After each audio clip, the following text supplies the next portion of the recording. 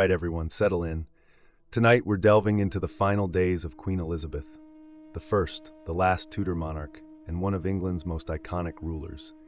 She led her country through an age of flourishing art, decisive victories, and the forging of an empire.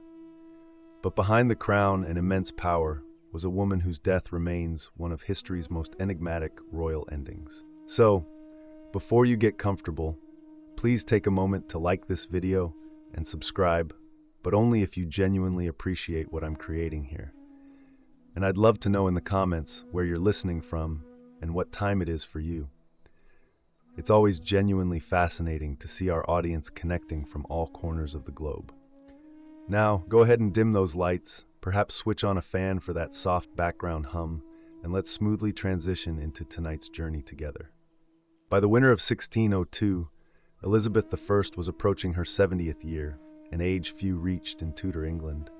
Her skin, once powdered into porcelain perfection, had begun to betray the fragility beneath. Her brilliant auburn wigs, once symbols of youthful power, now sat atop a body weathered by nearly half a century of rule. For 44 years, she had reigned alone. She had outlived rivals, buried suitors, and silenced every threat that rose against her. But now, the iron will that had defined the queen was beginning to crack. Though her mind was still sharp, those around her noticed something profound was shifting. Her appetite had waned, and her presence at court had grown sporadic. The vibrant fire that once radiated from her throne at Whitehall seemed dimmed. And with the turning of the year, unsettling rumors began to whisper through the tapestried halls of Richmond Palace. Rumors that their sovereign was fading. There had been loss, painful personal loss. The execution of Robert Devereux, the Earl of Essex, in 1601 had struck a deep blow. Though he had profoundly betrayed her, leading a failed rebellion and attempting to seize power, Elizabeth I had loved him in her own unique way. Some said it was motherly affection, others whispered of something deeper. Regardless, watching him walk to the scaffold tore at her spirit. She never truly recovered from that grief. In her final winter, she would spend long hours standing, refusing to sleep, refusing to eat. Servants noted that she rarely sat, and even less did she speak. When she did, her voice was thin, trailing like smoke. Sometimes she would gaze into the empty fireplace for hours, unmoving, as if staring into something far beyond it, something only she could perceive. The court began to prepare. Physicians offered tinctures, tonics, and prayers, but the queen dismissed them all. Ministers gently urged her to rest, to speak, to name a successor, but the once commanding monarch only shook her head. Something weighed on her heart, heavier than politics, heavier perhaps than the crown itself. As March approached, one truth began to settle among those closest to her. The reign of Elizabeth I was quietly, painfully coming to an end. As the days passed, the pervasive gloom that filled Elizabeth I's private chamber at Richmond Palace deepened.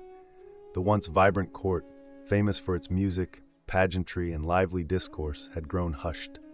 The queen who had dazzled Europe with her wit and resolve was now wrapped in heavy silks, surrounded by shadows and silence. She no longer held council meetings, nor did she take her usual rides or walks in the gardens.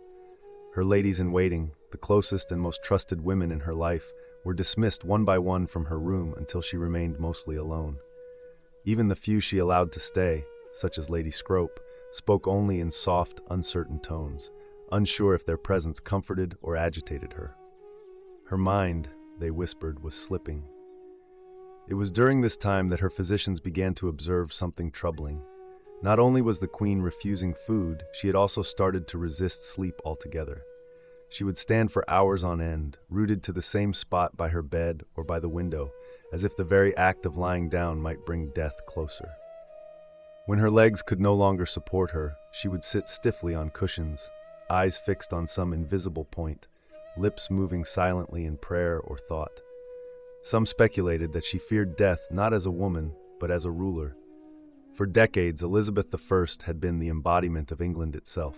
To die meant to relinquish control of her people, her image, and her power. Perhaps that was what she truly feared, the end of control. Physically, her health began to decline in ways subtle but certain. She developed a persistent cough, her skin turned increasingly pale, and her frame seemed to shrink beneath her ornate gowns. The weight loss was alarming, yet she forbade any attempt to examine her too closely. Her vanity, even in sickness, remained intact. And through it all, one question loomed in every courtier's mind, but was rarely voiced aloud. Was this simply old age catching up to the queen, or was something hidden, festering beneath the surface? The answer, for now, remained locked behind her lips. Lips that once commanded empires, now barely moved at all. To understand the immense weight pressing down on Elizabeth I in her final weeks, one must look not only at her body, but at her heart, and more precisely at the ghost that haunted it. Robert Devereux, the Earl of Essex. Their relationship had been volatile. Essex was dashing, ambitious, and impulsive. He flattered her, defied her, then begged for forgiveness, only to betray her again. In him, Elizabeth I saw both potential and peril. Despite his arrogance, she had favored him, elevating him to great influence within her court. But in time, his ambition turned dangerous. In 1601, he launched a coup, a desperate, ill-conceived rebellion to seize power. She had no choice. The crown could not tolerate treason, no matter how charming the traitor. Elizabeth signed the death warrant herself, and when he was beheaded in the Tower of London, something inside her unraveled. From that moment forward, witnesses say the Queen began to change. It wasn't just sadness. It was as if a deep, corrosive guilt had lodged itself in her soul. Some claimed she carried a locket containing his portrait. Others swore she muttered his name in the dead of night. Whether these tales were true or the invention of romantic courtiers, the effect was undeniable.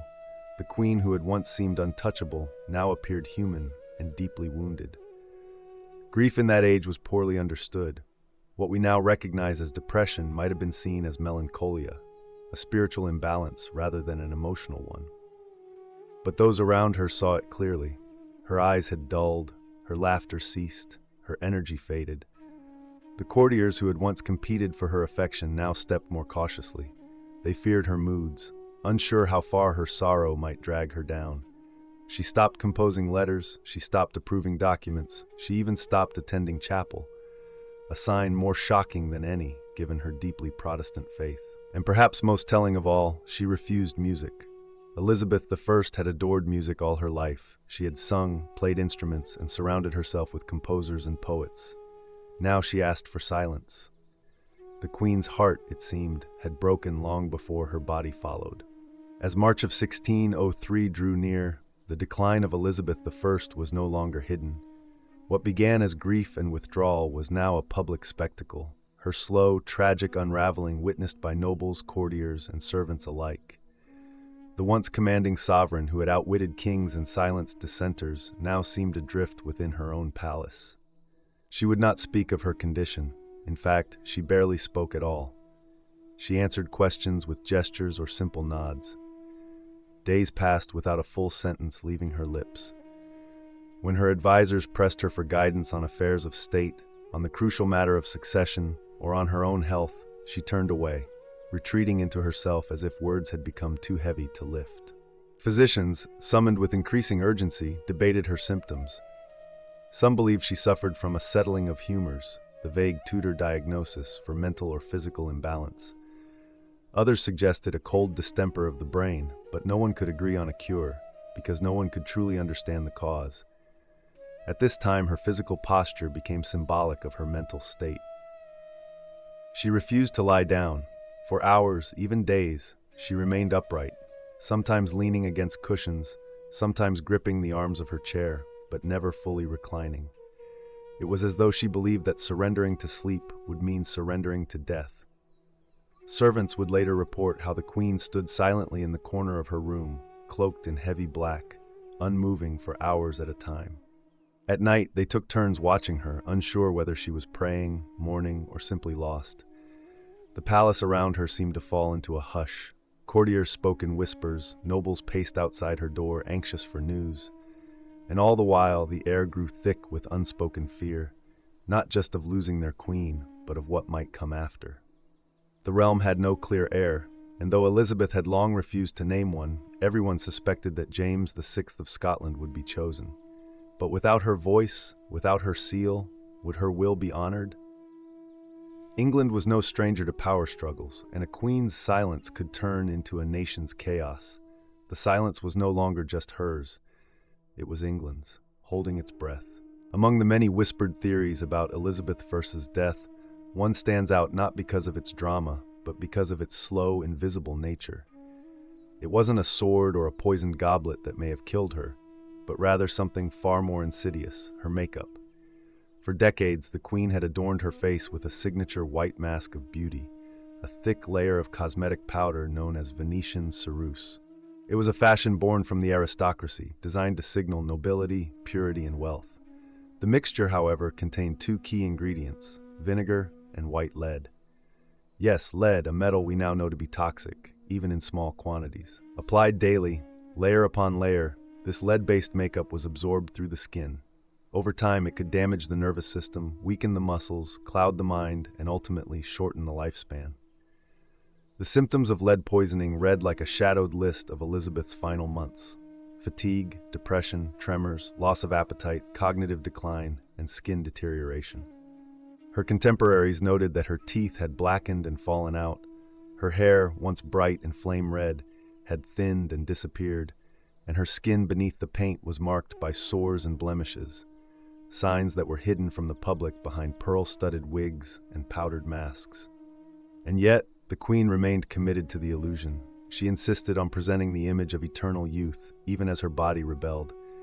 That makeup was not just vanity, it was armor, and like any armor, it came with weight, in this case, a poisonous one. Some modern historians believe that long-term lead exposure may have contributed significantly to her physical and mental decline. The irritability, the confusion, the refusal to sleep or eat, even the depression that followed the death of Robert Devereux, might have been magnified by chemical imbalance. But in her day, no one understood these dangers. Venetian ceruse was celebrated. It was even imported and used across Europe. The very thing that made Elizabeth I iconic may have also quietly hastened the fading of the woman beneath it. In the end, the white mask that defined her public image may have also quietly hastened the fading of the woman beneath it. By the second week of March 1603, the condition of Elizabeth I had become undeniable. Her courtiers now moved with urgency, though careful not to show panic. The Queen had stopped eating entirely. Her body, already thin, seemed to retreat into itself, her bones visible beneath the ornate fabrics that once projected power and grace. She was wasting away, and yet no one could give her illness a name. Tudor medicine had no clear diagnostic tools. There were no thermometers, no microscopes, no concept of infection as we know it. Illness was a matter of humors: blood, phlegm, yellow bile, and black bile. If those were imbalanced, disease followed. Treatments involved bleeding, herbal poultices, or purging the system. And yet none of these worked, because no one truly understood what was happening inside the Queen. Modern scholars have suggested that she may have succumbed to pneumonia. The cold air in Richmond Palace, mixed with long hours of standing and fasting, may have led to a lung infection. A persistent cough, chills, and a slow slide into delirium align with such a theory, and without antibiotics, even a mild case of pneumonia was potentially fatal. Others speculate blood poisoning, possibly due to abscessed teeth or infected sores under her cosmetics. Dental hygiene was notoriously poor, and Elizabeth had already lost several teeth. Infections in the mouth, if left untreated, could enter the bloodstream, a deadly condition known today as septicemia. But none of these possibilities could be confirmed in her time, and so her physicians guessed. They used herbal tonics, tried warm compresses, and prayed, but Elizabeth would have none of it. She rejected all medicine. She would not allow incisions nor bleedings. She even refused to undress completely, guarding her modesty to the very end. And through it all, she said almost nothing. The silence around her became part of the illness. Her servants tiptoed, her ladies wept in private, her ministers watched helpless as the one figure who had dominated their lives for decades began to vanish. Not in a blaze, but like a candle slowly dying in its holder. No one could help her. No one even knew what to call it, and so they simply waited for the end, or a miracle. Though her body was failing, it wasn't illness alone that burdened Elizabeth I. It was the immense, inescapable weight of rule. For over 4 decades, she had stood as the embodiment of England. Her crown was not just a symbol of power, it was a living thing, fed by every decision she made, every speech she delivered, and every threat she outwitted. But now, in the stillness of her chamber, that crown sat heavy and unclaimed, and the question of what came next loomed over the dying queen like a storm. Elizabeth had no children, no direct heir. The Tudor line, so fiercely defended and glorified, was ending with her. And though she had maintained a lifetime of political control, she had long resisted naming a successor. Why? Perhaps because naming one meant acknowledging her own mortality, something she had stubbornly refused to do. The most obvious candidate was James VI of Scotland, son of Mary, Queen of Scots, whom Elizabeth had executed decades prior. He was male, Protestant, and had a legitimate claim through his great-grandmother, Margaret Tudor. But his rise to the English throne would not be simple. Factions existed, old grudges remained, and Catholic claimants still lurked in the shadows. As the Queen's strength faded, pressure mounted on her to make a formal declaration. Ministers, especially Robert Cecil, the Secretary of State, pressed gently but firmly. England could not be left rudderless. Civil war was not a memory so distant as to be forgotten, and in a world where monarchs ruled by divine right, the death of a queen without clear succession was a recipe for chaos. But Elizabeth remained silent. Some say she gestured when asked if James should be king, perhaps a subtle nod, perhaps nothing at all. Others claim she whispered, "I will have no rascal to succeed me," only to later accept the inevitable. But there is no record, no firm confirmation. The monarch who had delivered some of history's most memorable speeches would not speak her final decision. It is possible that in her mind, acknowledging a successor was equal to surrendering, to admitting that her story, her dynasty, and her era were truly coming to a close, and perhaps that was more painful than death itself. As March drew on and the hours grew colder, those attending Elizabeth I faced a peculiar and increasingly disturbing reality. The Queen refused to sleep. Not occasionally, but entirely.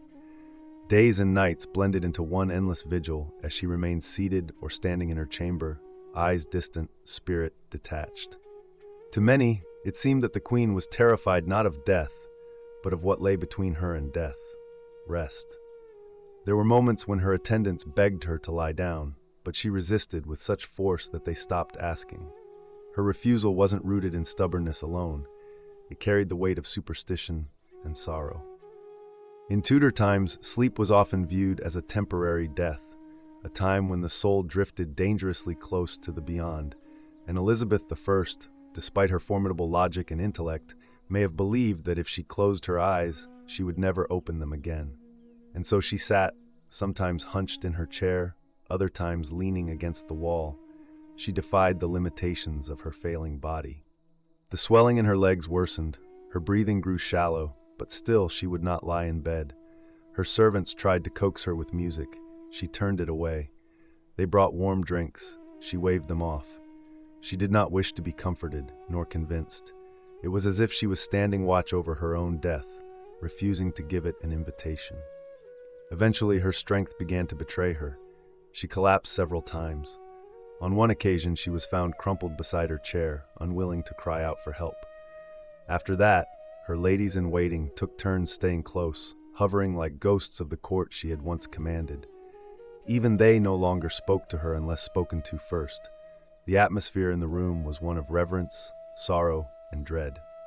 When at last she agreed to lie in bed, it was not from peace but from utter exhaustion.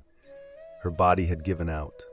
She was placed beneath the covers gently, like a fragile relic being lowered into silk. It was the first time she had rested in days, and for many, it felt like the beginning of the end. The moment Elizabeth I allowed herself to be laid in bed, her chamber transformed. The silence grew heavier, more sacred. Those closest to her gathered, advisors, ladies, physicians, each one aware that this was not just the death of a woman, but the closing of an age. The Tudor dynasty, which had ruled England for over a century, was ending with her final breath. The room was dim, tapestries muffled footsteps, candles flickered. Outside, the palace held its breath. No proclamations were issued, no bells tolled, only whispers passed through the corridors of Richmond Palace. Those who had served her for decades now found themselves standing still, waiting for a word, a sign, a farewell that would never come. Despite the gravity of the moment, Elizabeth I said nothing. She had once been a queen of eloquence. Her words could rouse armies, silence parliaments, and charm foreign courts. But now, as she drifted between consciousness and sleep, not a single parting phrase escaped her lips. Not to her ladies, not to her council, not even to the realm she had so long protected. Instead, she communicated through faint movements, slight nods, flickers of the eyes, the barest tremble of her hands. Some thought they saw her reach toward the crown resting nearby. Others claimed she gestured toward a portrait of James VI, the presumed successor. But there were no declarations, no final speech to echo through history. What did she see lying there in silence? Perhaps visions from her reign, the young girl imprisoned by her sister Mary, the triumphant queen greeting the troops at Tilbury, the glittering court of poets and explorers, the fires of religious wars, the execution of Mary, Queen of Scots, the death of the Earl of Essex, a life of power shadowed by solitude. Outside her chamber, preparations had already begun. Courtiers quietly packed their belongings, ambassadors wrote coded letters to their kings, and messengers waited with horses ready. They all knew what came next. And yet, until the last moment, England remained a kingdom without a sovereign, for until her last breath, Elizabeth I was still queen. No one could take her place, not yet, not until she was gone. As the final hours of Elizabeth I's life unfolded, those who remained in her chamber stood like statues, silent, sorrowful, and uncertain. The queen no longer responded to touch or sound. Her breathing had grown shallow and irregular. Her skin, pale from age and illness, now took on an ashen hue. The fire in her had gone from a steady flame to a flickering ember. Lady Scrope, one of her most faithful attendants, refused to leave her side. She held the queen's hand and dabbed her brow with linen soaked in rose water. Others stood in the background, whispering prayers, some aloud, others in their hearts. There was no ritual for this. There had never been a monarch like her before. Outside, Richmond Palace was wrapped in a quiet anxiety. No proclamation had yet been made, and still no one dared call her death until the final breath passed. Messengers stood ready at the gates, prepared to ride to Scotland the moment it was confirmed, to deliver the news to James VI, the man who would be king. Inside, time seemed to warp. The minutes dragged like hours, and no one dared speak of what would come next. Even Robert Cecil, the chief architect of the peaceful transition to the House of Stuart, stood still, his papers folded in his hand. His greatest political maneuver, uniting England and Scotland under one crown, was moments away, yet entirely dependent on a woman in her final moments. Then, just before dawn on March 24th, 1603, it happened. No cry, no gasp, just silence. The room remained motionless for a full minute, as if all feared the breath might return. Then quietly, Lady Scrope covered the Queen's face with a linen cloth. It was over. Elizabeth I was dead. Her passing was not marked with fanfare, nor even with a priest's final rites. She had refused them all. The Virgin Queen, as she was so often called, had died alone, surrounded not by family or heirs, but by the weight of history. A monarch born of scandal who ruled through storms and fire, now passed into legend with the same dignity she held in life. Quiet, unbending, and ultimately unknowable. The death of Elizabeth I sent a chill across the kingdom, not because it was unexpected, but because of what it left behind. A throne without a voice, a court without direction, and a realm uncertain of its next heartbeat. She had been the only monarch many in England had ever known.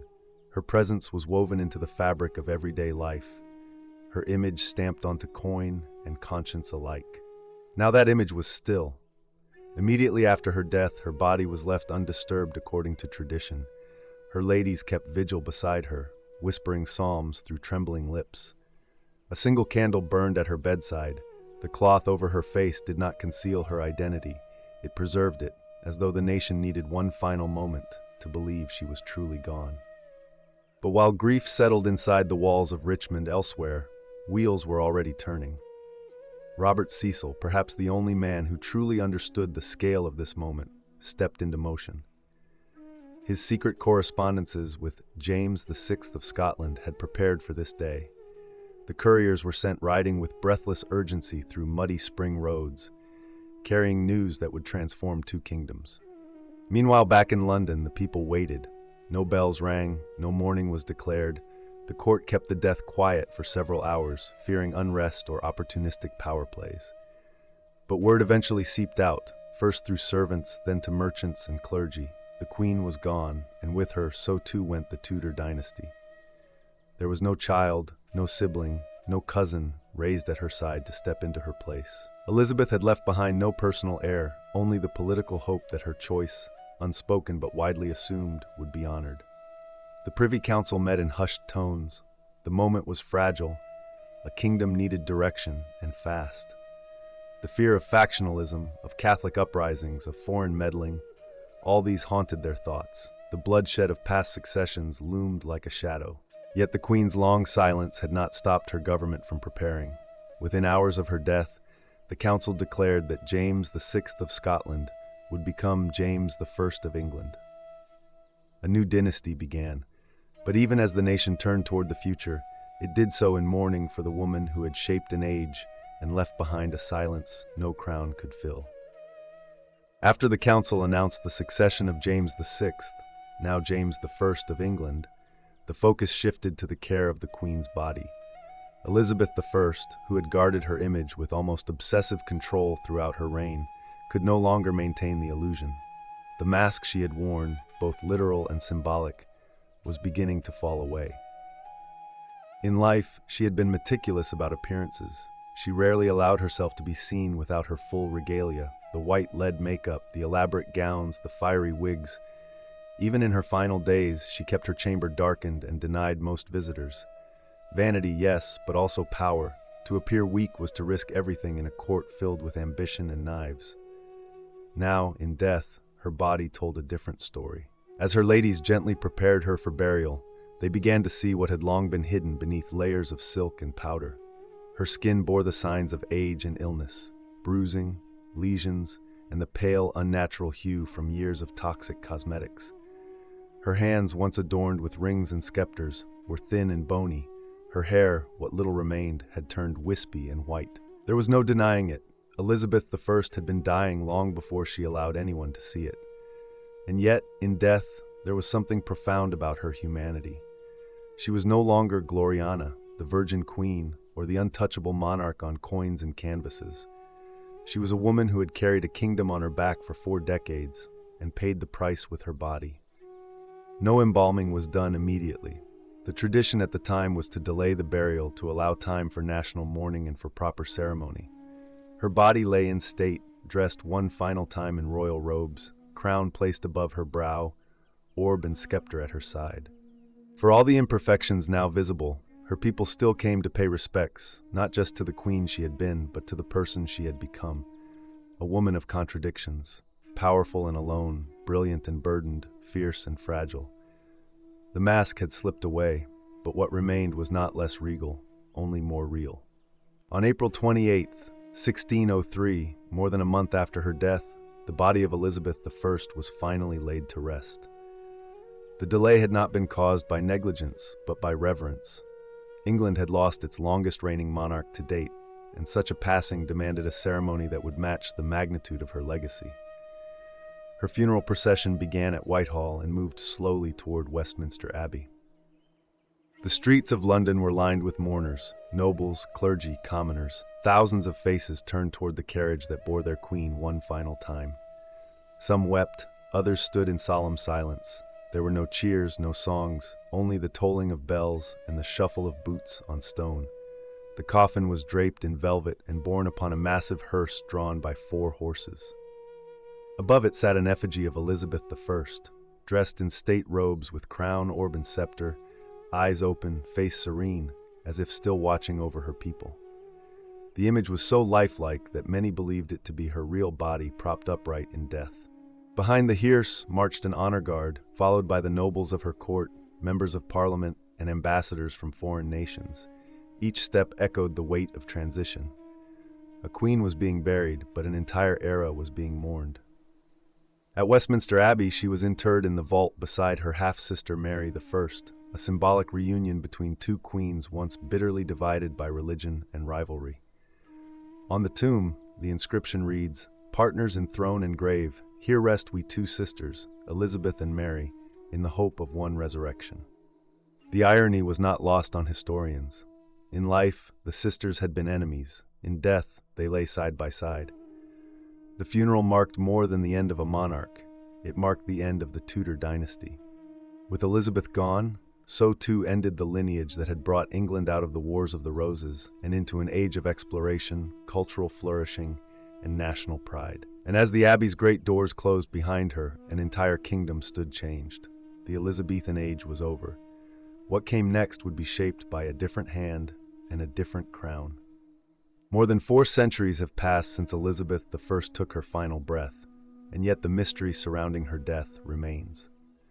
Unlike monarchs who died in battle or by clear illness, Elizabeth's decline was veiled in silence, secrecy, and contradictions. As a result, scholars, physicians, and curious minds have continued to speculate what exactly killed the Virgin Queen. The most common theory is simple: old age.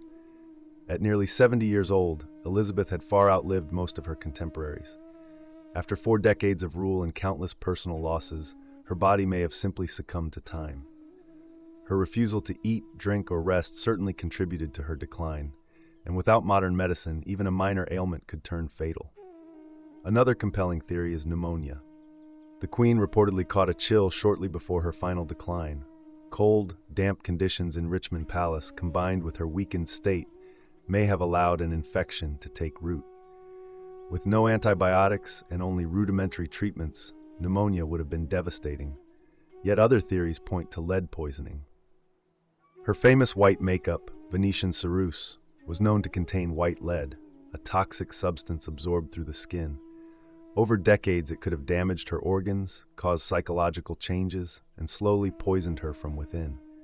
Symptoms such as fatigue, irritability, and cognitive decline all match modern understandings of chronic lead exposure. Then there's the possibility of blood poisoning, perhaps from an infected tooth or sore.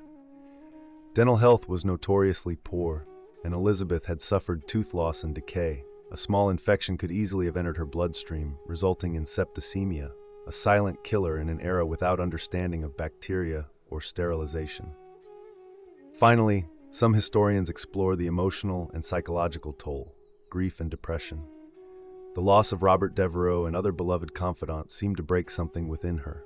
Her refusal to lie down, her long silences, her deep melancholy, all could be signs of profound psychological suffering, which untreated may have hastened her end. In truth, it may have been all of these factors, age, illness, poison, grief, woven together in a tapestry of decline. A queen who carried an empire may have finally been crushed beneath its weight, and yet in her silence she left no confession, only a legend. Elizabeth I's death was not merely the close of a life. It was the close of an identity that England had worn for more than 40 years. She had reigned alone, without husband or child, carving her image into the very soul of a nation. Her passing was quiet, private, and full of unanswered questions. But the echo of her reign thundered into the centuries that followed. The country she left behind was vastly different from the one she inherited. When she first ascended the throne in 1558, England was fractured by religious war, threatened by foreign powers, and teetering on the edge of instability.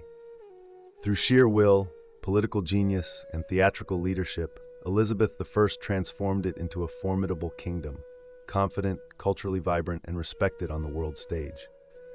Her death, however, revealed the fragility beneath that surface. She had held everything together through force of personality and presence. With her gone, a power vacuum threatened to reopen old wounds. The peaceful transition to James I marked a diplomatic victory, but also a seismic shift. The Tudor flame had gone out, the Stuart dawn was uncertain. And yet what lingered in the minds of her people wasn't just the politics, it was her persona.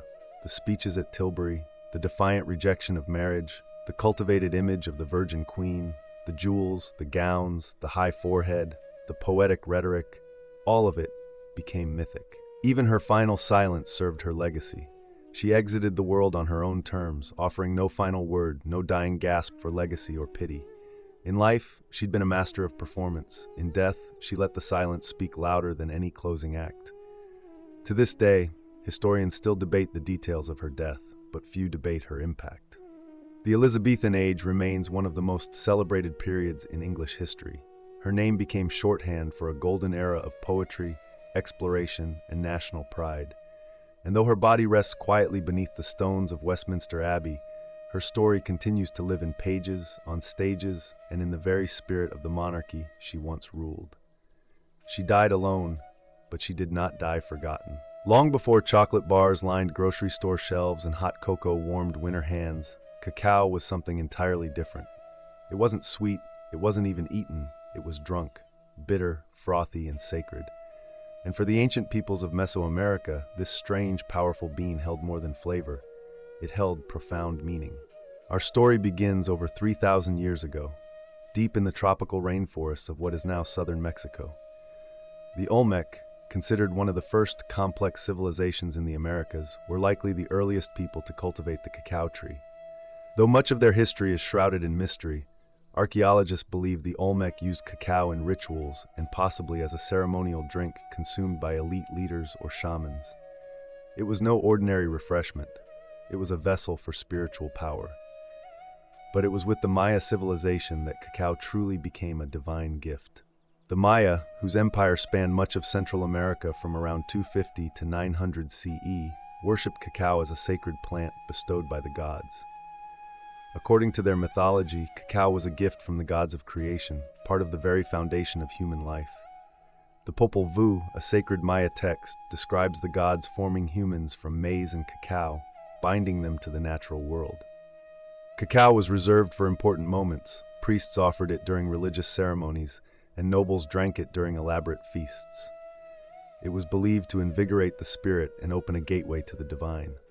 Served cold and mixed with chili spices or cornmeal, the cacao drink was rich, intense, and energizing. Often it was poured from vessel to vessel to create a frothy foam, a sign of prestige and quality. But cacao's value went even deeper than ritual. Maya markets used cacao beans as currency. A few beans could buy a tamale, 100 could buy a turkey. People stored them like money, traded them, and even made counterfeit versions from clay. To the Maya, chocolate wasn't just a treat. It was life, power, wealth, and worship, all in one. It was the drink of the gods, flowing through the veins of kings and priests, and its bitter, intoxicating taste marked the beginning of one of the most remarkable culinary journeys in human history. Among the Maya, cacao was more than a beverage. It was a living symbol of divine order, intricately woven into the very fabric of daily life and cosmic belief. This small, bitter bean from the jungle was thought to be a sacred substance, capable of connecting mortals to the gods, the earth, and the afterlife. In every major Maya city, from Tikal to Copan, cacao was present at the most important moments of life. When rulers were crowned, cacao was poured. When marriages were sealed, it was drunk by both bride and groom. And when the dead were laid to rest, vessels of cacao accompanied them into the tomb, offerings meant to nourish their souls in the next world. Cacao was commonly consumed during religious ceremonies, often by the priestly and elite classes. These drinks were not sweet, nor were they taken casually. They were blended with chili peppers, maize, vanilla, and sometimes even blood, a powerful combination intended to invigorate the spirit and induce visions. It was believed that drinking cacao could bring one closer to the divine, opening the mind to prophecy or sacred insight. The Maya also believed cacao trees were sacred. Their curved branches and brightly colored pods symbolized life, fertility, and abundance. In art, cacao often appeared alongside gods and ancestral spirits. On painted ceramics and carved stelae, you can see scenes of kings offering cacao to deities or gods themselves emerging from the pods as if born of divine fruit. But cacao's role extended beyond religion. It was a staple of the social and economic world. Hosting a guest, you served cacao. Negotiating peace, you drank cacao together. For the Maya, to share cacao was to recognize shared humanity, an unspoken contract of trust, respect, and elevated purpose.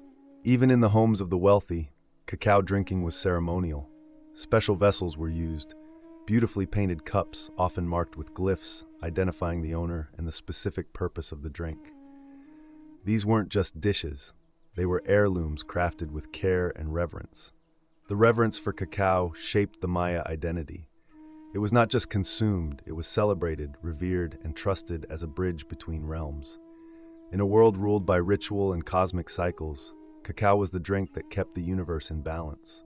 Centuries after the Maya, another mighty civilization would rise and elevate cacao even further, the Aztecs. By the time Hernán Cortés and the Spanish conquistadors arrived in the early 1500s, cacao was not just a spiritual symbol or luxury item in the Aztec Empire. It was an institution, used as money, medicine, and a royal indulgence. The Aztecs didn't grow cacao in the cool, dry climate of their capital, Tenochtitlan. Instead, they acquired it through trade or tribute. Conquered provinces in warmer southern regions were required to send cacao beans as payment to the imperial center. Tons of beans flowed into the empire's coffers, stored in granaries like modern banks. Each bean had value. A small rabbit could cost 10 beans. A turkey hen might cost 100. Servants were paid in cacao. Debts were settled with it. To counterfeit a cacao bean, to hollow one out and fill it with dirt, was a serious crime in Aztec society. Cacao was as valuable as gold, but its worth went beyond economics. Cacao, known as chocolatl, was revered as a warrior's drink. It was consumed by nobles, priests, and military leaders, never by commoners. Prepared with water, chili, and sometimes maize, it was believed to energize the body and sharpen the mind before battle. Emperor Moctezuma II is said to have consumed as many as 50 cups a day, believing it to be an aphrodisiac and a source of strength. Cacao was also a key element in religious ceremonies. Offerings were made to deities like Quetzalcoatl, the feathered serpent god, who, according to legend, gave cacao to humanity after stealing it from paradise. It was believed that cacao had divine origins, and drinking it properly was a sacred act. In Aztec culture, cacao represented wealth, war, worship, and royalty. It was a seed of power, earned, stolen, traded, and honored. But all of this would soon collide with European conquest. When Spanish eyes first saw the cacao bean, they didn't recognize its value, but that would change. The bitter drink of warriors and kings was about to cross the ocean where it would be forever transformed, sweetened, commodified, and woven into a global obsession. When Hernán Cortés and his band of conquistadors first arrived in the Aztec capital of Tenochtitlan in 1519, they encountered a world both foreign and magnificent. Towering temples, floating gardens, and bustling markets stunned the Europeans. But among all the wonders, one thing caught their attention again and again: the peculiar use of a dark, bitter drink made from crushed beans. The Spanish watched as Moctezuma II was served cup after cup of chocolate in golden vessels. They observed warriors, nobles, and priests treating the substance with reverence. At first, they found it unpleasant, strange, unsweetened, spicy. Some even called it unpalatable. But they also noticed something else: the energy it seemed to grant, the alertness it sparked, and the symbolic power it carried in every corner of Aztec life. Once the conquest was complete and the empire fell, Cortés brought more than gold and silver back to Spain. He brought cacao beans. He brought the knowledge of how to grind, mix, and drink them. And with that, chocolate entered Europe. At first, it remained a curiosity of the Spanish court, an exotic treasure of the New World. Monasteries began to prepare it in the traditional way, but for nobles and royals only. But the European palate was different. Over time, the chili and maize were replaced with something new: sugar. Sugar changed everything. The addition of sweeteners to the bitter cacao drink sparked a culinary revolution.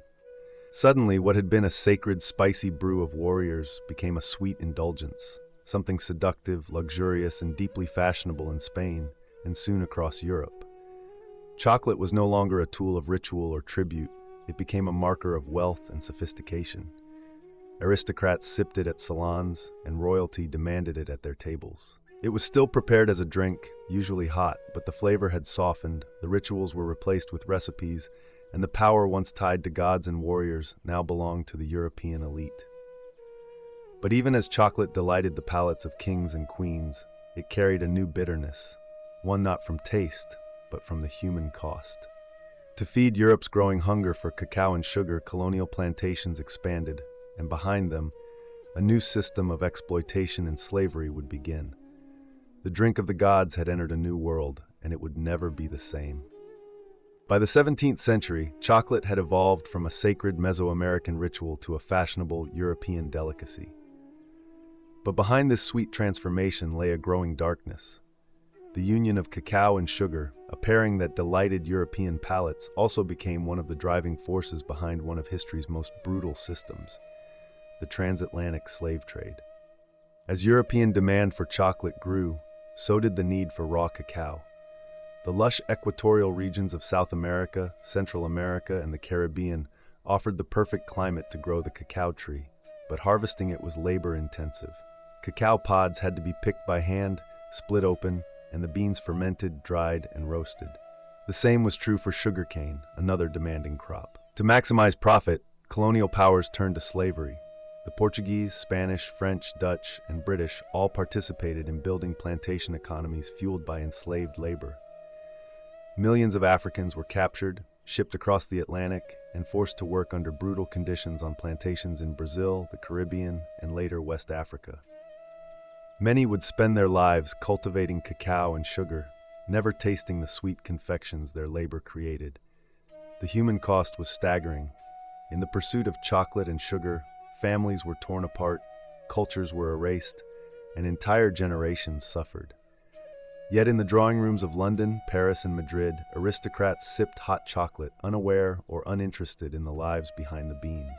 The commodification of cacao marked a turning point. It was no longer a sacred offering, it was a global product, something to be traded, taxed, and turned into profit. And as the industrial age approached, the demand would only grow. What began as a spiritual drink, crafted with reverence and ceremony, had now become entangled in empire and exploitation. The taste that had once symbolized divine connection now left a bitter residue, one of blood, suffering, and systemic injustice. Yet the allure of chocolate only deepened. Its association with luxury, love, and pleasure grew stronger, while its history of labor and suffering was quietly buried beneath layers of sugar and cream. The story of chocolate's rise was no longer just about flavor or ritual. It was about power, profit, and the people sacrificed along the way. For centuries, chocolate remained a liquid luxury, served in royal courts and elegant salons. But as Europe entered the Industrial Revolution, chocolate was about to undergo another transformation, one that would forever change its form, its audience, and its place in the world. The early 1800s saw a wave of invention. Mechanization and mass production were reshaping everything from textiles to food. And in 1828, a Dutch chemist named Conrad Johannes van Houten developed a revolutionary process. Using a hydraulic press, he extracted much of the natural fat, the cacao butter, from roasted cacao beans. What remained was a dry cake, which could be ground into a fine powder.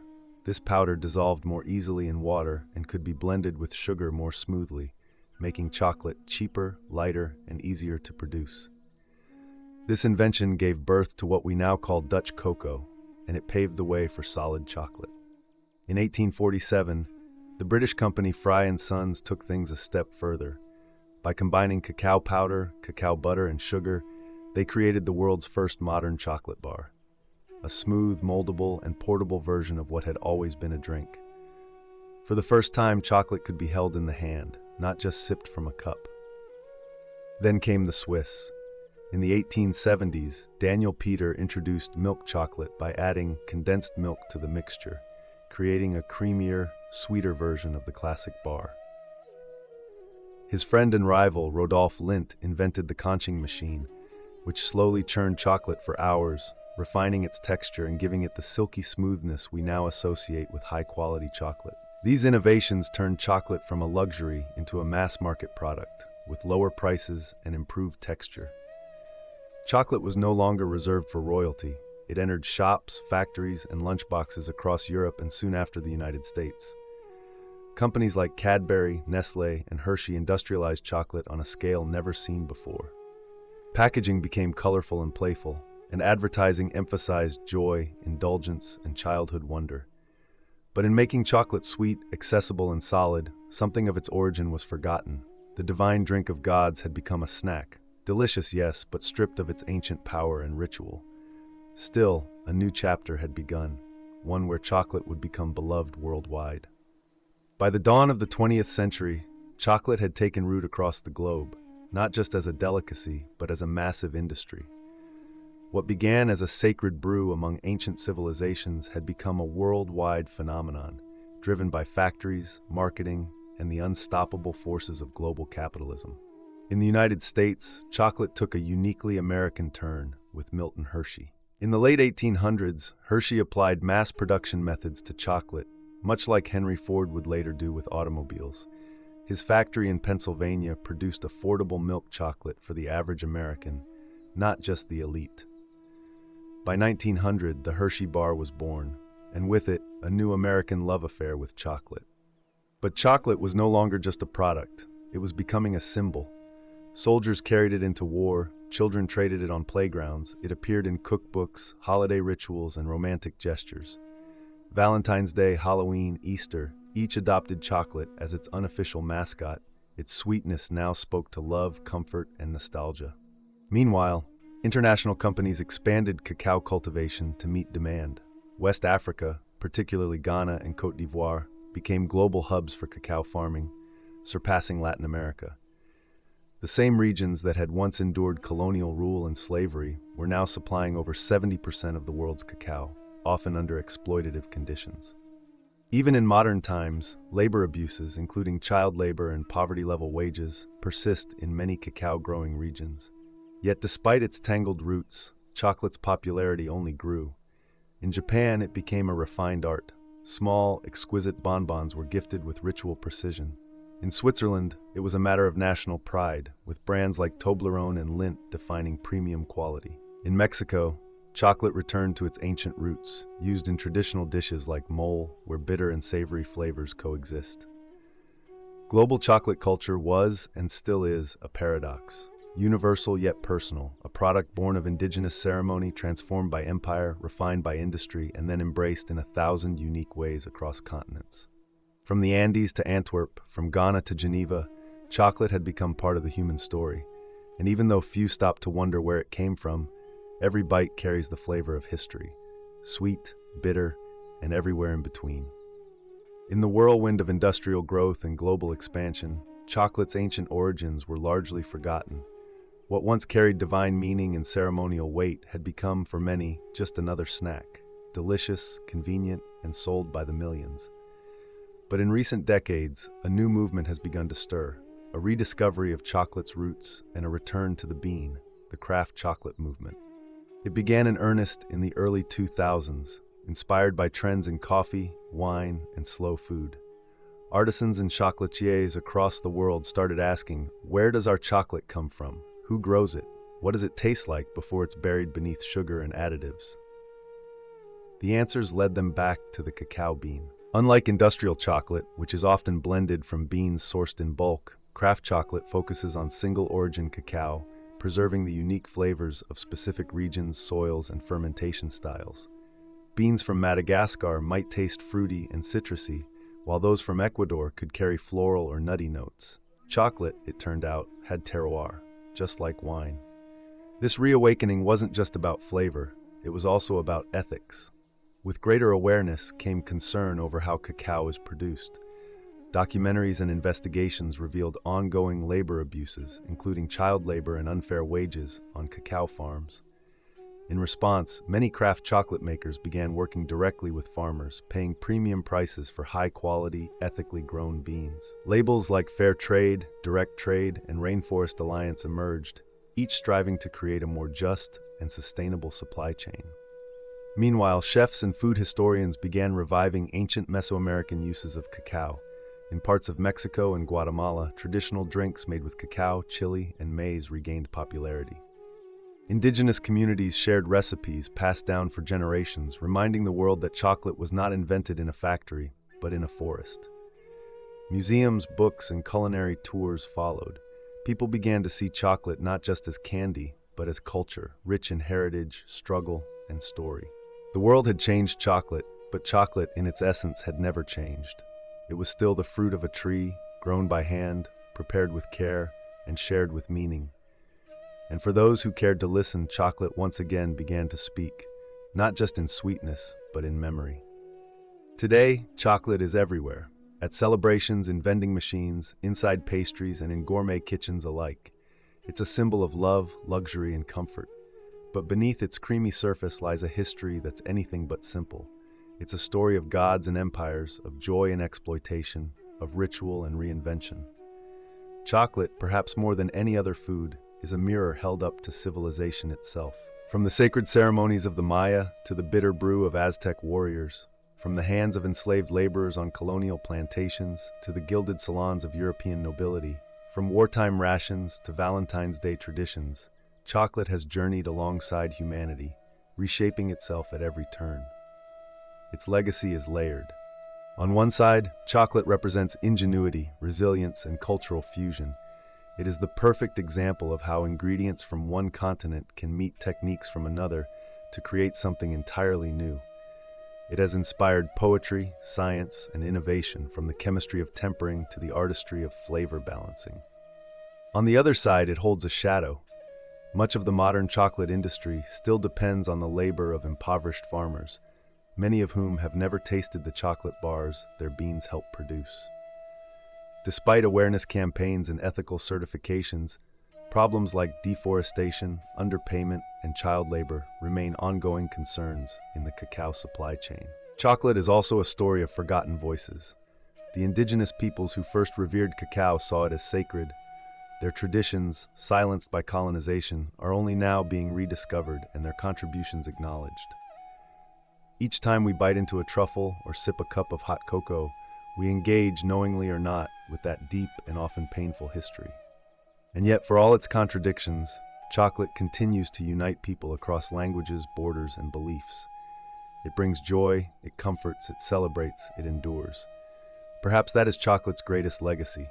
Not just its flavor, but its ability to evolve, to adapt, and to survive the rise and fall of civilizations. From ritual to recipe, from seed to symbol, chocolate has always meant more than it seemed.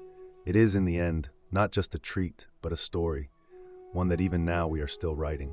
In the early decades of the 19th century, the United States was a young and growing nation, restless in its ambitions.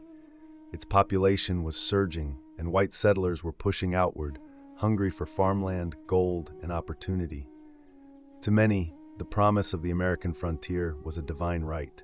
But to fulfill that dream, they looked westward, not into wilderness as they imagined, but into lands already deeply rooted in memory, culture, and life. Those lands belonged to Native American nations. Among the most prominent were the Cherokee, Creek, Choctaw, Chickasaw, and Seminole tribes. With sophisticated political systems, written languages, newspapers, and schools, these were not scattered bands of nomads.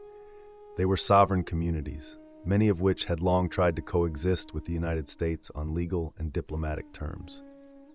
The Cherokee Nation in particular had adopted numerous elements of American society in hopes of preserving their autonomy.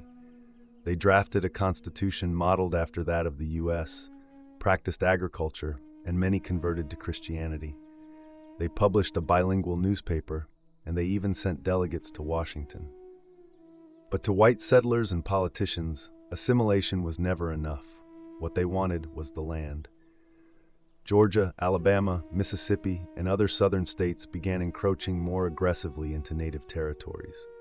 They passed laws invalidating tribal governance, nullifying native property rights, and pressuring the federal government to act. The discovery of gold in northern Georgia only heightened the urgency. The land, they argued, was too valuable to remain in native hands. President Andrew Jackson, a former general and staunch advocate for removal, stepped forward with a solution. Clear the East of native nations entirely. Relocate them beyond the Mississippi River to a place where they would no longer obstruct the march of cotton plantations and white settlement. This was not merely policy, it was ideology. Manifest destiny, though not yet named, pulsed through the veins of the American project. The belief that white Americans were destined to expand from coast to coast came at the expense of anyone in their way. And in the 1830s, that meant entire nations of people. Thus, the stage was set, not for progress, but for one of the most sorrowful and shameful journeys in American history, the Trail of Tears. On May 28, 1830, President Andrew Jackson signed into law the Indian Removal Act, legislation that would forever alter the lives of tens of thousands of Native Americans. Though cloaked in the language of fairness and voluntary exchange, the act marked the beginning of a calculated and relentless campaign to remove native tribes from their ancestral homelands in the southeastern United States. The act authorized the president to negotiate treaties with native nations, exchanging their lands east of the Mississippi River for territory in what was then called Indian Territory, an expanse of land that would later become Oklahoma. Supporters of the law argued that it would protect native peoples from extinction by placing them far from white encroachment, but in truth, it was a land grab dressed in the rhetoric of protection.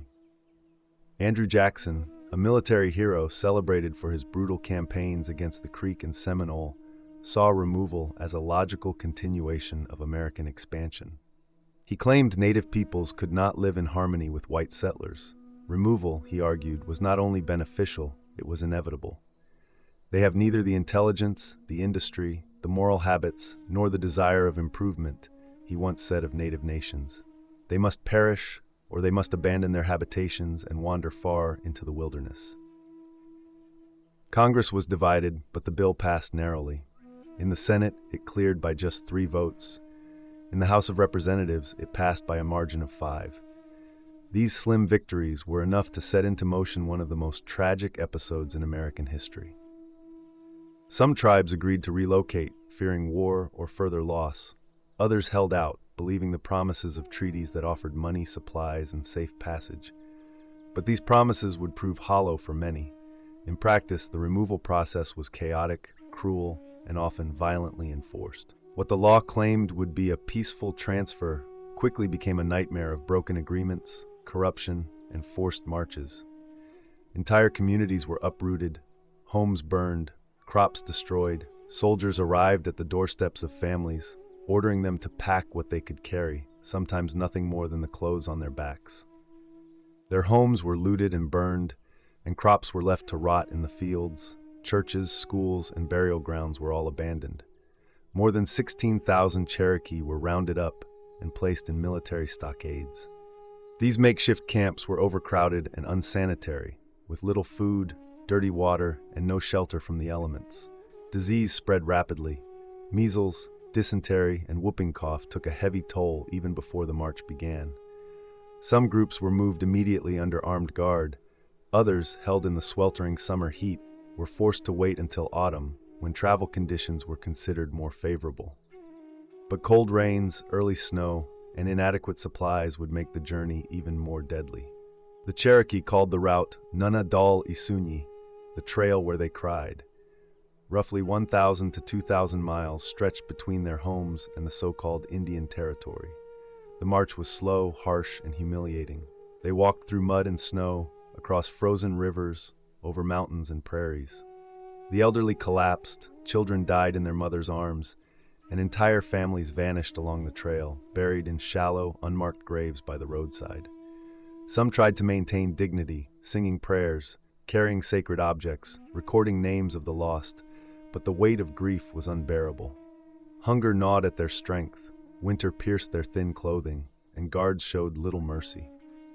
By the time the last group arrived in what is now Oklahoma in early 1839, it's estimated that over 4,000 Cherokee had died, nearly a quarter of their entire population.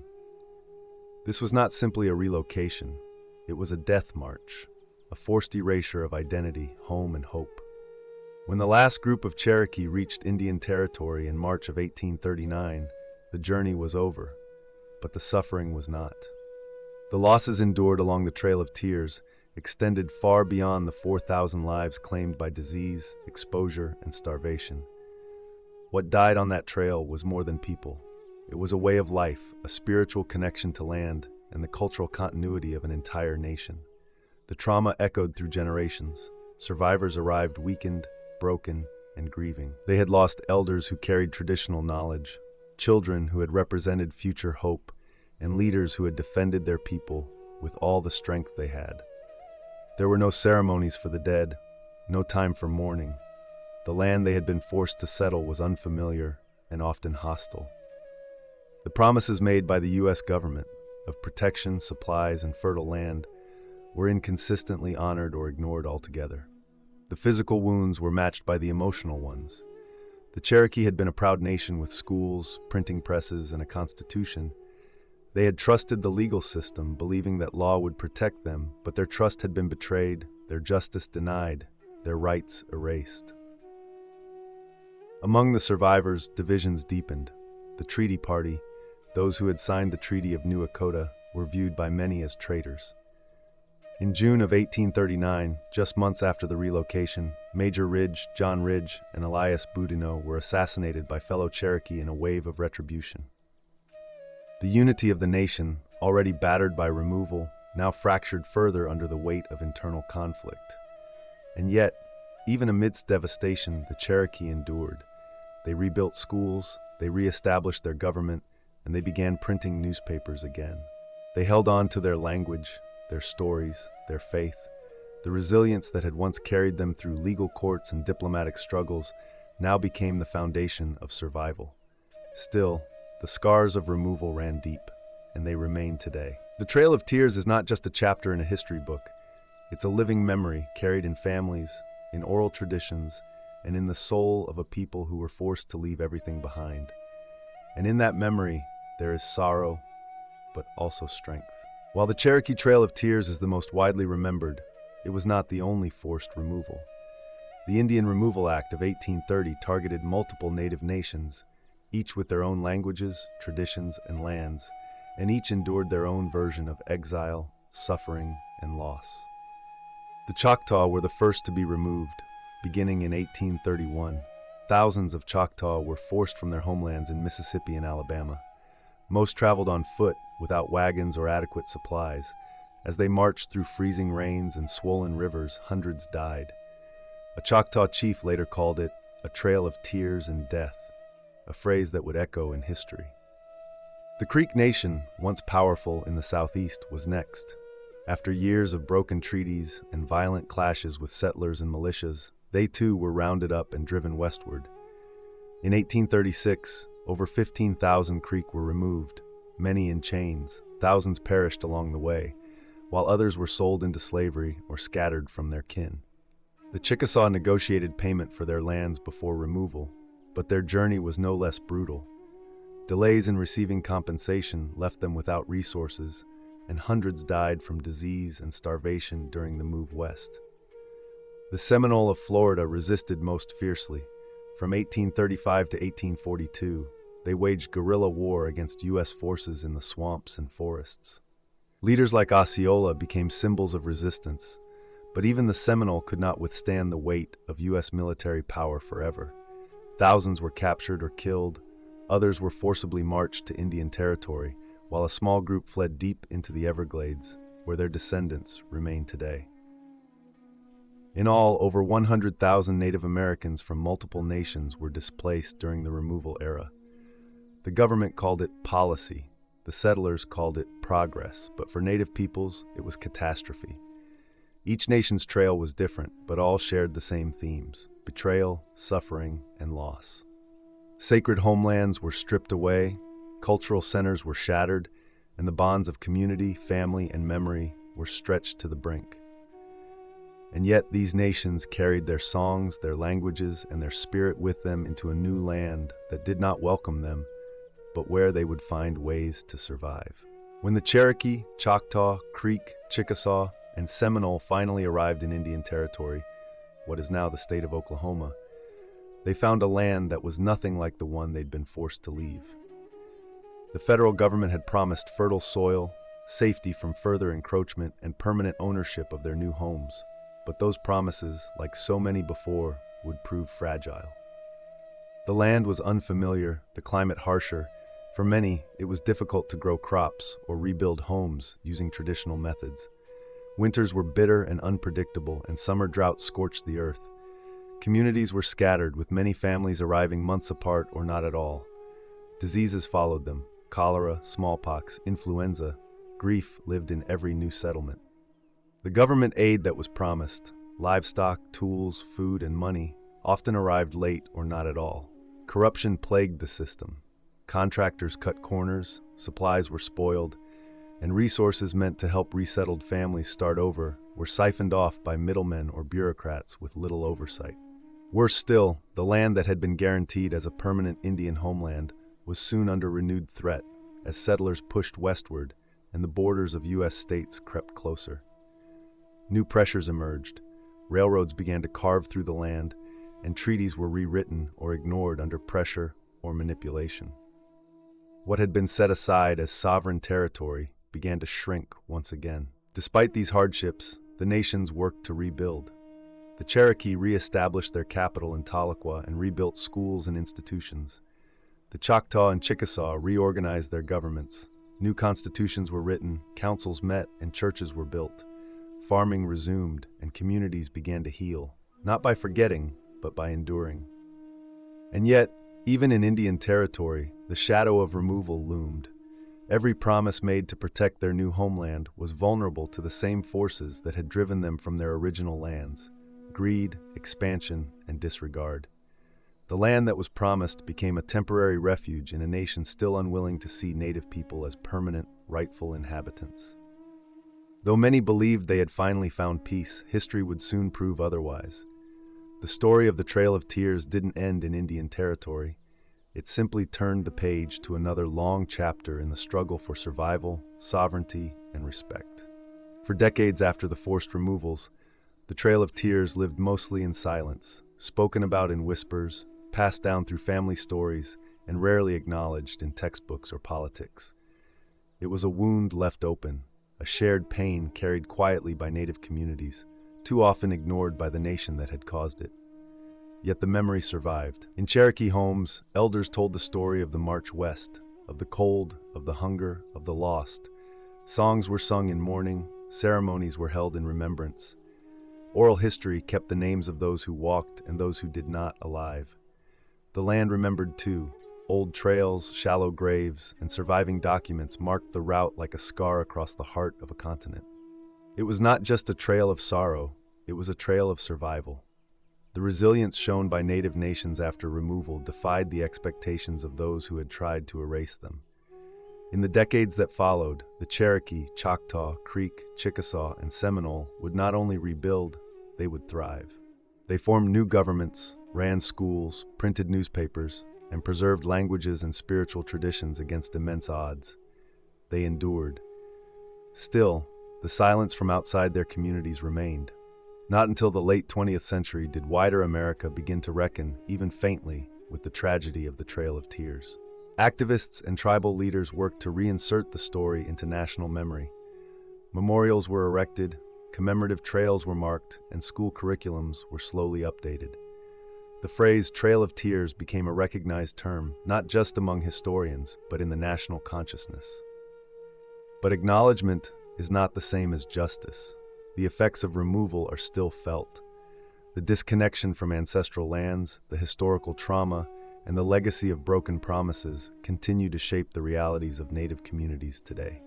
Yet through every hardship, the strength of these nations endures. The same spirit that guided them through forests, across rivers, and into exile still lives on in language revival programs, cultural preservation efforts, and the stories told around fires and kitchen tables. The Trail of Tears is not just about what was lost, it's about what was carried forward. Faith, memory, and the unyielding will to survive. Today, the Trail of Tears is remembered not only as a historical event, but as a living memory, a reminder of injustice, of resilience, and of the strength it takes to carry a people forward when the world turns against them.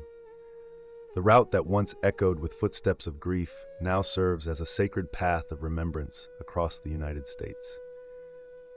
Monuments, trails, and museums mark the journey. The Trail of Tears National Historic Trail, designated by Congress in 1987, stretches over 5,000 miles across 9 states, tracing the paths taken by those who were forced to march westward. It winds through forests, fields, and quiet towns, inviting visitors to walk, if only for a moment, in the footsteps of those who endured it. But true remembrance goes beyond monuments. For the descendants of those who walk the trail, memory lives in community, language, and ceremony. Tribal nations continue to honor their ancestors through annual memorial rides, storytelling gatherings, and language revitalization programs. What was once a story nearly silenced is now reclaimed and spoken with pride. Schools now teach it, films portray it, authors and poets give voice to the sorrow and strength of that era, and native youth grow up knowing that their identity is rooted in more than survival. It is rooted in courage, resistance, and continuity. Yet there is still work to do. The Trail of Tears stands as a challenge to how history is told and remembered. It asks us to confront the cost of expansion, the cruelty behind policy, and the ongoing struggles faced by indigenous peoples. It reminds us that progress without humanity is not progress at all. It is erasure. To honor the Trail of Tears is to do more than look back. It is to listen, to learn, and to uplift the voices that once were pushed aside.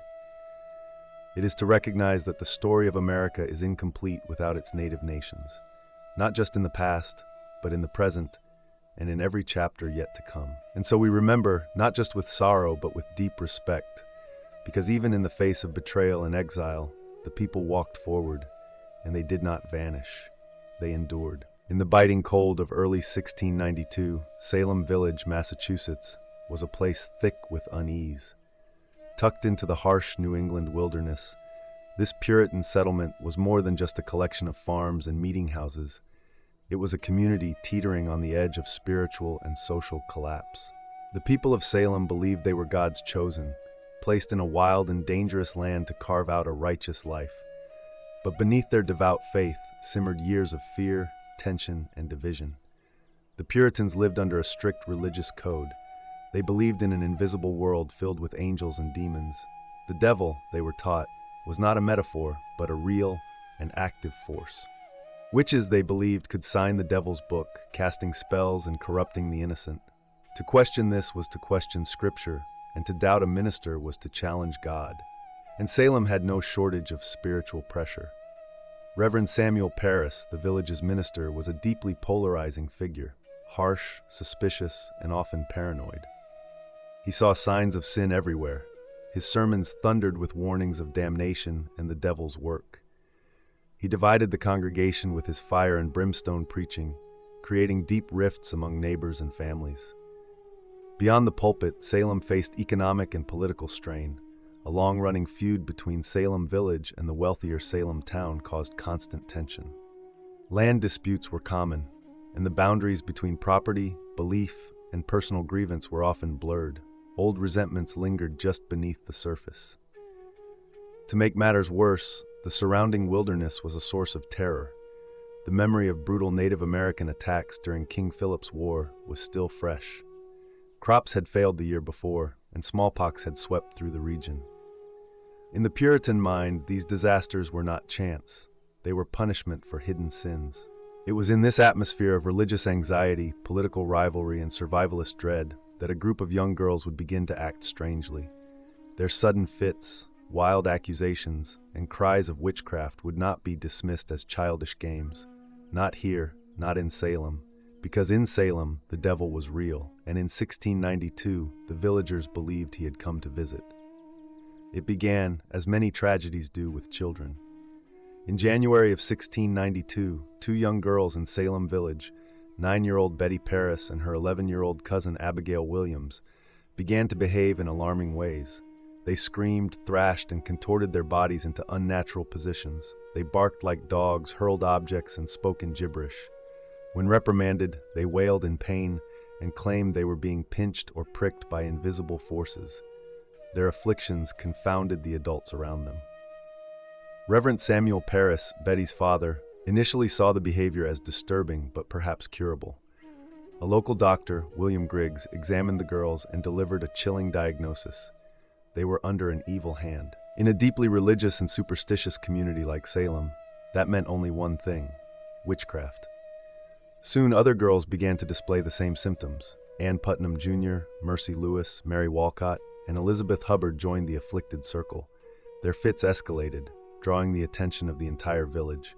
These girls were not from the fringes of society.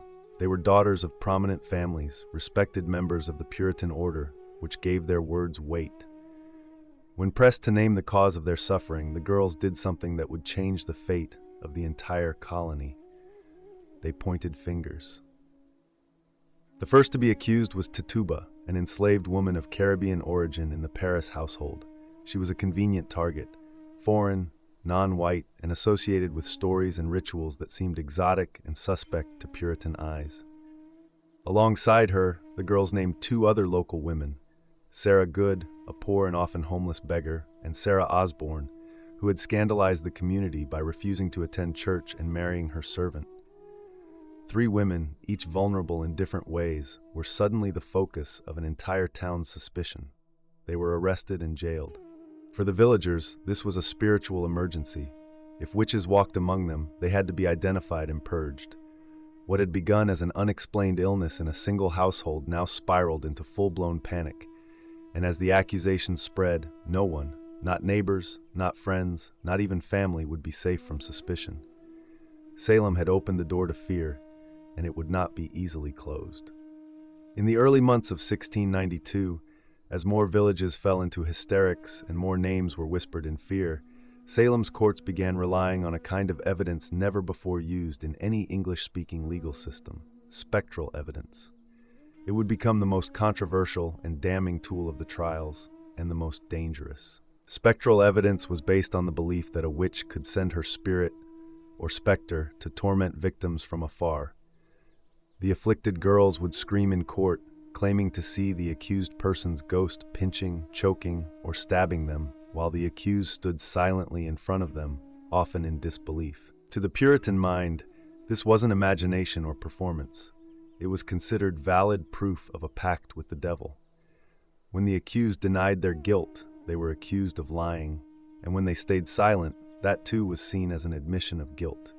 Those who confessed, however, were often spared execution, especially if they named other witches. This perverse incentive caused a wave of coerced confessions. Tituba, the enslaved woman accused first, confessed under pressure. She claimed that a tall man from Boston, clearly meant to suggest the devil, had visited her and promised her freedom if she served him. She described strange creatures, flying spirits, and even said she had seen a witch's book filled with signatures, implying that others in the village had also made deals with Satan. Her testimony was graphic, theatrical, and terrifying. Whether Tituba's confession was strategic, survival-driven, or partly imagined remains debated, but it had a powerful effect. It validated the girl's accusations and stoked public fear. If witches were real, and if they moved unseen, then anyone could be guilty. Soon, more confessions followed, some extracted under duress, others offered in hope of mercy. Those who refused to confess were often treated more harshly than those who admitted guilt. The line between truth and fantasy vanished in the candlelight courtrooms. Hysteria drowned reason. Ministers urged caution, but too often their voices were ignored. Jails filled with the accused, farmers, midwives, churchgoers, even children. The foundations of justice in Salem were crumbling. A town once governed by scripture and order now answered to visions, screams, and shadows. And still, the accusations grew. By the spring of 1692, the accusations had overwhelmed Salem's jails. What began as a local disturbance had spread into a full-blown judicial crisis, with more than 100 people imprisoned and the colony struggling to process the chaos. In response, Massachusetts Governor William Phips established a special court, the Court of Oyer and Terminer, meaning to hear and determine, specifically to handle the witchcraft cases. The court convened in Salem town, and its judges included respected men like William Stoughton, Samuel Sewall, and John Haythorne. But even their experience and stature couldn't shield the proceedings from hysteria. The rules of evidence bent to fear, spectral evidence was accepted, hearsay was common, and doubt, even skepticism, was considered dangerous. The first to be formally tried and executed was Bridget Bishop, a woman long suspected by neighbors of being unruly and outspoken. She wore bright clothing, ran a tavern, and had been accused of witchcraft years before, making her a perfect scapegoat.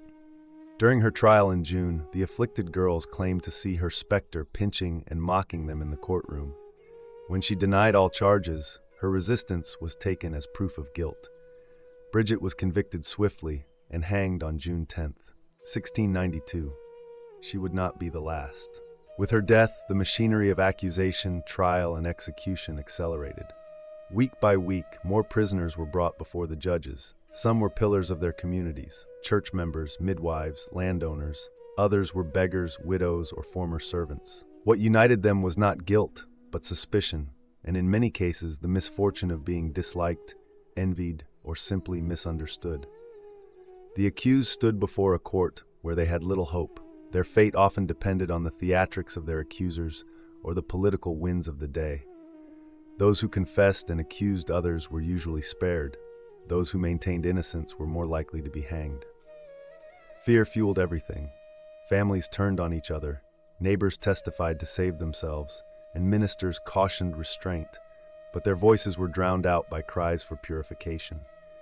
And overhead, a gallows was built on Proctor's Ledge just outside Salem. It waited in silence as the town below fed it names, one trial at a time. By the height of the summer of 1692, Salem was no longer a town. It was a furnace burning with fear, accusation, and righteous fury. The witch trials had moved beyond Salem village and Salem town, spreading like wildfire across neighboring communities. Ipswich, Andover, Gloucester, and others were soon gripped by the same fever. Accusations multiplied and jails overflowed. No one was safe. The accused came from all walks of life. Some were outsiders, beggars, former slaves, women without families. Others were deeply rooted in the community, church deacons, wealthy farmers, and even former accusers. Once the machinery of suspicion began to churn, it spared no one. Families were torn apart, husbands and wives accused one another, and children testified against parents. Friends betrayed friends. Even those who questioned the legitimacy of the trials became targets. To doubt the existence of witches was, in the minds of some, to align with them. Nowhere was this madness more visible than in the behavior of the afflicted girls during court proceedings. They cried out in pain, claimed to see spectral animals, mimicked the accused, and fainted in unison. Their performance became central to the prosecution's case, regardless of how implausible or theatrical it seemed. The court took their suffering as proof, their screams as divine evidence. By the end of summer, more than 150 people had been arrested, and the executions continued. Sarah Good, a homeless woman, was hanged in July after refusing to confess. Her defiance was seen not as strength but as rebellion against God. Rebecca Nurse, a respected grandmother and member of the Salem Church, was executed despite widespread protest. Her conviction sent a chilling message. Even the most pious were not beyond suspicion. And yet, the accusations did not slow. Children as young as 5 were jailed, a minister's wife was accused, and entire families were locked in cells. The colony had lost its grip on reason, consumed by the very evil it sought to destroy. Fear was now Salem's true ruler, shaping justice, warping memory, and silencing dissent. What began as a handful of strange afflictions had become something far more terrifying, a society devouring itself, one accusation at a time. As summer gave way to autumn in 1692, the Salem witch trials reached their darkest depths. The gallows on Proctor's Ledge became a grim fixture on the horizon, a place of ritual execution where cries for mercy were swallowed by the silence of final judgment. The executions were public, meant to serve as warnings. Entire communities gathered to watch, some in solemn fear, others disturbingly treating them as spectacles. One by one, the convicted were led to the scaffold, bound and praying, until the trapdoors dropped and another life ended in the name of righteousness. In total, 19 people were hanged as witches. 14 women and 5 men, all maintained their innocence. Many died with prayers on their lips or psalms recited through trembling voices. None of them received proper burials. As convicted witches, their bodies were denied church cemeteries. Some were buried in shallow, unmarked graves. Others were reclaimed secretly by family under cover of night. But the most gruesome death was not on the gallows. Giles Corey, an 81-year-old farmer and the husband of accused witch Martha Corey, refused to enter a plea at his trial. By refusing to speak, he hoped to prevent his land from being seized by the state. In response, authorities ordered pressing, a brutal and rare form of punishment.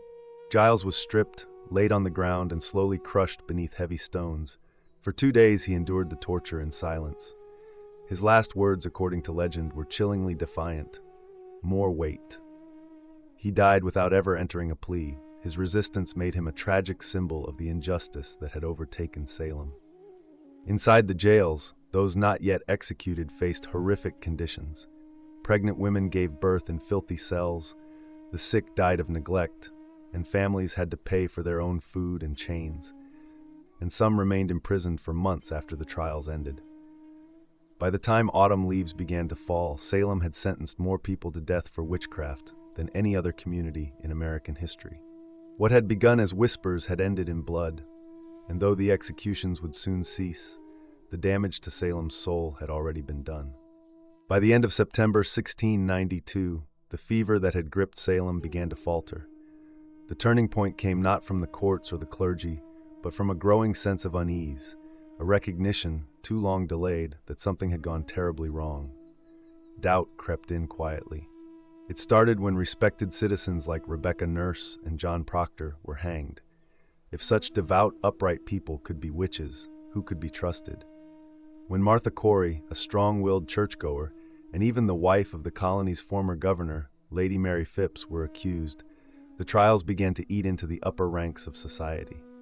The hysteria no longer threatened just the marginalized. It threatened everyone. Reverend Increase Mather, a prominent Puritan minister and father of the influential Cotton Mather, delivered a powerful sermon against the use of spectral evidence, the very foundation of many convictions. In his words, "It is better that 10 suspected witches should escape than one innocent person be condemned." It was a radical reversal in tone and a quiet indictment of the court's methods. Others began to speak out as well. Ministers who had once supported the trials now urged caution, and families of the accused pleaded publicly.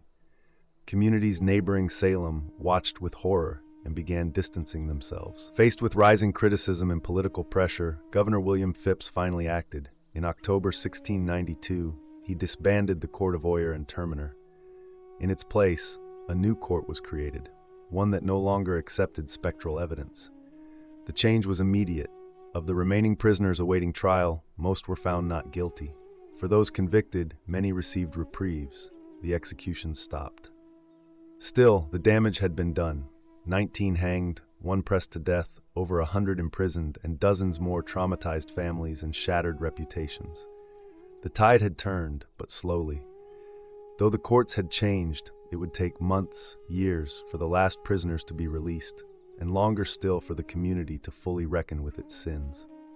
But in that autumn, the panic receded, silence returned to the gallows, the accusers' screams faded, and Salem, wounded and ashamed, was left to confront the cold reality that it had been not witches, but fear itself, that had ruled them.